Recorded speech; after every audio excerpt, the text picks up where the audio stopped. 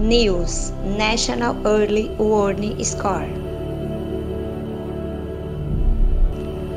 Este é o nosso primeiro webinário que tem como objetivo dar apoio à implantação de uma ferramenta de gestão clínica. Somos Eliana Bem-vinda e Salésia Medeiros, enfermeiras da Gerência de Prevenção e Atenção Domiciliar da Unimed Natal.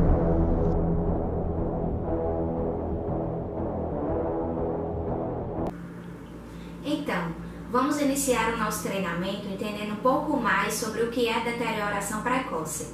Este termo ele foi introduzido em 1997 por Morgan, com base na premissa de que pequenas alterações fisiológicas de forma ponderada e agregada podem minimizar os riscos de agudização dos pacientes. Estas escalas têm por base medir os sinais vitais e atribuir pontos de acordo com as alterações encontradas. Sua finalidade é medir o risco de deterioração fisiológica, permitindo a detecção e atuação precoce da equipe a fim de evitar complicações nesses pacientes. Gente, existem mais de 30 escalas que mensuram essas deteriorações fisiológicas, porém hoje iremos abordar o NEWS, que melhor apresentou evidências clínicas. E o que seria o NEWS? Ele é uma escala que avalia o risco de complicação aguda de pacientes adultos, clínicos e cirúrgicos. Por ter uma maior sensibilidade e especificidade, ele é muito bom para discriminar o risco de deterioração clínica grave e mortalidade aguda. Ele também foi validado para ser utilizado em ambientes comunitários e pré-hospitalar. Gente, é de grande importância que o profissional que registre o NEWS informe ao enfermeiro responsável todas as alterações clínicas encontradas para que sejam iniciadas uma cascata de ações. Também, essa ferramenta deve ser aplicada na triagem do paciente, assim como na transferência de uma estação de cuidado para outra estação, a fim de evitar complicações. Critérios de exclusão do NEWS. Não devemos utilizar o NEWS em crianças menores que 16 anos e em mulheres grávidas, porque a resposta fisiológica à doença aguda é diferente nestes grupos. Também não devemos utilizar em pacientes em cuidados paliativos, então toda alteração clínica encontrada ela deve ser conversada com a equipe multiprofissional e com a família e registrada apenas em prontuário. Também não devemos utilizar o NEWS em pacientes com lesão medular, devido à disfunção do sistema nervoso autônomo.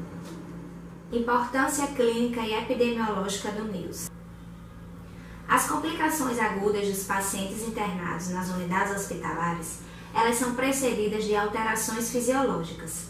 Estudos nos mostram que 66% dos casos, os pacientes apresentam sinais e sintomas anormais em até 6 horas antes da parada cardiorrespiratória. E o médico, ele só é notificado em 25% desses casos. Em 70%, os pacientes apresentam deterioração respiratória nas 8 horas que antecedem essa parada.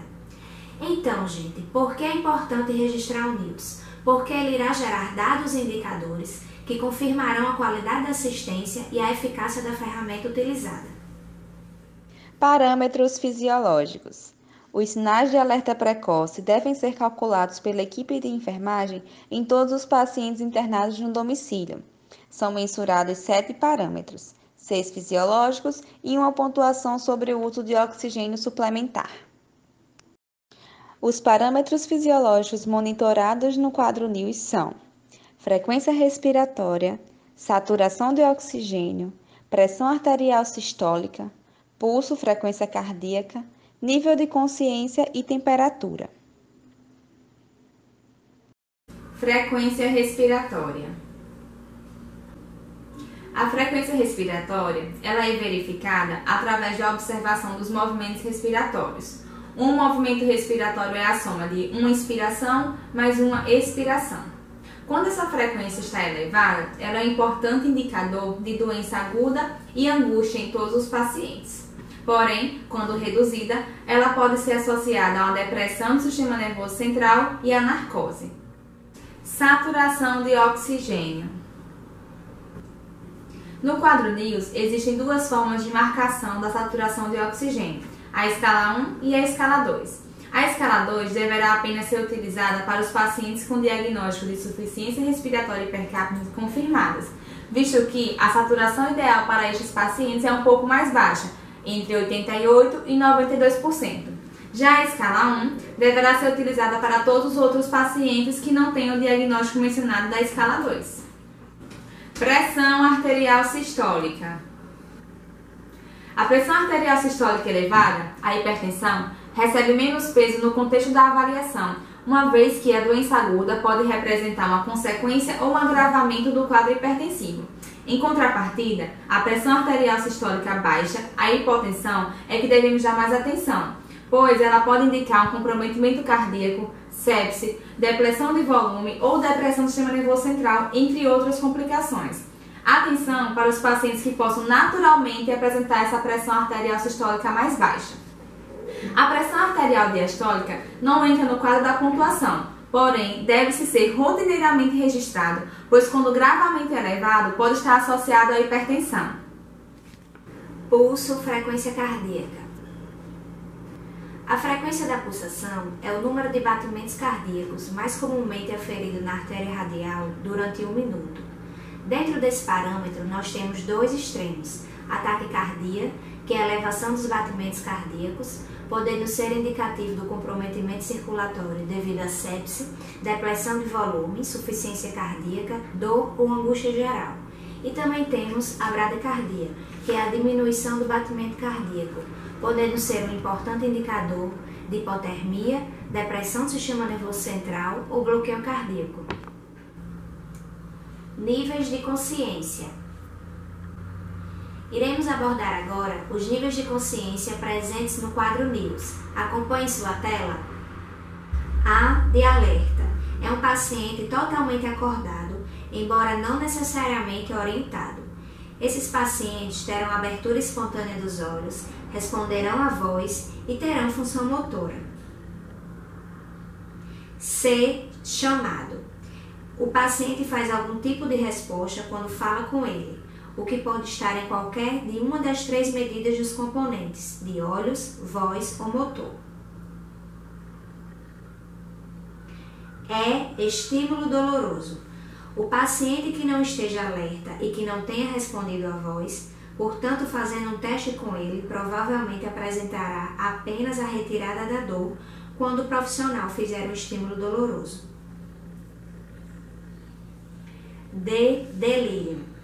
É bem reconhecido que o início de uma mentalização agudamente alterada, ou seja, uma nova confusão, pode ser um sinal importante de que o paciente necessite de avaliação urgente. Essa confusão de início recente é um sinal de deterioração clínica. E inconsciente. Este resultado é registrado se o paciente não der nenhuma resposta ocular, vocal, motora, a voz ou dor. É importante registrar que, se o paciente tiver essas respostas, como quadro crônico, não devemos pontuar o quadro NIOS. Temperatura. A temperatura ela deve ser verificada através de termômetro durante 5 minutos. Devemos considerar a sua verificação na região axilar. Tanto a pirexia quanto a hipotermia, elas são incluídas na classificação do NIOS, pois elas são sensíveis à gravidade da doença e a perturbações fisiológicas. Quadro NIOS. Agora iremos falar sobre a marcação do quadro NIOS. Acompanhe. Essa imagem que aparece em sua tela é o quadro NIOS de acompanhamento diário. Ele permite 16 verificações, as quais são marcadas na direção vertical. Já o seu preenchimento deve ser realizado como mostra a figura. Essa forma de marcação chama-se gráfico de linha, pois ao longo das monitorizações cria-se uma série de pontos que devem ser ligados entre si. Quando pontuado qualquer score vermelho, que significa alteração extrema de um parâmetro fisiológico, deve-se anotar o resultado próximo ao ponto. Observem o exemplo. A frequência respiratória do paciente pontuou na escala como maior ou igual a 25 e logo abaixo do ponto foi registrado o valor encontrado na verificação, 25. No segundo exemplo, a escala de saturação pontuou menor ou igual a 91 e logo próximo ao ponto foi registrado o valor encontrado, 90. Agora acompanhe como deve ser a utilização da escala de saturação. No exemplo, o quadro pertence a um paciente com diagnóstico de DPOC confirmado, onde sua monitorização será registrada somente na escala 2. Risca-se então a escala 1 como aparece em sua tela. Caso o paciente não tenha nenhum diagnóstico de insuficiência respiratória confirmada e usará a escala 1, risca-se então a escala 2. Nos casos dos pacientes em uso de oxigênio suplementar, no quadro devemos registrar quantos litros por minuto e qual o dispositivo que o paciente faz uso de acordo com as siglas. N para catéter nasal, MF para máscara de Venturi facial, MT para máscara de Venturi traqueostomia, C para CPAP, B para BIPAP e O para outros. Então, gente, para cada pontuação final do NIOS existe um risco clínico, uma resposta clínica e uma frequência de monitorização associada. Resposta clínica. Agora aparece em sua tela a frequência de monitorização e a resposta clínica adequada para cada pontuação NIOS. Vamos lá. No NIOS 0, a frequência de monitorização é a cada 12 horas e a resposta clínica é monitorização em domicílio. NIOS 1, frequência de monitorização até 6 horas e caso a próxima avaliação a pontuação elevar sem causa óbvia, devemos entrar em contato com a enfermeira, que irá revisar a sugestão de monitorização para as próximas 24 horas. NIOS 2, a frequência de monitorização a cada 2 horas. Caso próxima avaliação a pontuação permanecer a mesma, entrar em contato com a enfermeira, que junto ao médico irá revisar a sugestão de monitorização para as próximas 6 horas. Pontuação NIOS 3 ou 4. A frequência de monitorização a cada 30 minutos. Devemos entrar em contato com a urgência para que eles possam revisar a sugestão de monitorização ou via telefone ou em atendimento domiciliar para as próximas 2 horas. NIOS 5 ou 6. A frequência de monitorização a cada 15 minutos.